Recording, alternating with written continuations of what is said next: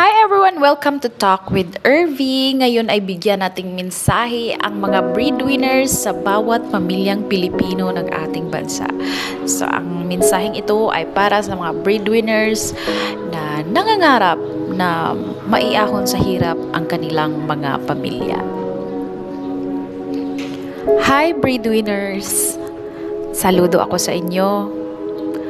Alam ko, nahihirapan na kayo.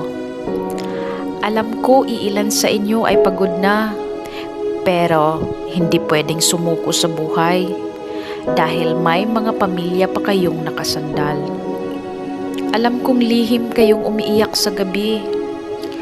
Alam kong may mga bagay kayong gustong bilhin, pero pigil kayo dahil may mga kapatid pa kayong pinapaaral.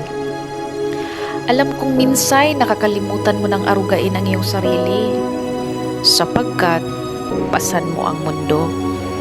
Isang mahigpit na yakap para sa iyo.